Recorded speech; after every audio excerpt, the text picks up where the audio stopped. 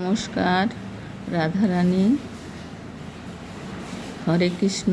হরে কৃষ্ণ নাম হাজারবার, তোমার নাম একবার। একবার করলেই সে হাজারবার কৃষ্ণ নামের যে পুণ্যি হয় সেই পুণ্যি হয়। একবার কৃষ্ণ অসুস্থ হয়ে পড়ে, তখন তাকে ডাক্তার বদ্যি সব কিছু দেখানো হয়, কিছুতেই সে ভালো হয় না। তখন সে বলে যে আমি যদি কারোর রানীদের পায়ের ধুলি যদি তার কপালে লাগায় তাহলে সে সুস্থ হয়ে যাবে। তখন কোনো রানী হয় না, রাজি হয় না। তখন রাধা আসে। রাধা এসে সে তখন দেখে তার পায়ের ধুলি লাগায়। তখন অন্য রানীরা বলে, তুমি কি করলে? তুমি তো পাপ করলে। বলছে, আমি কৃষ্ণকে সুস্থ করার জন্যে যদি আমার পায়ের ধুলি দিয়ে যদি সুস্থ হয়, তাহলে আমার সে পাপ আমি মাথায় পেতে নেব, মাথায় তুলে নিলাম।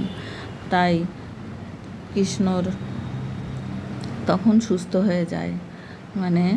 তার ভালোবাসা আর তার এত গভীর ছিল যে তার প্রেমে সে অন্ধ, যে তার পাপ হলেও সে কৃষ্ণকে সুস্থ দেখতে চায়।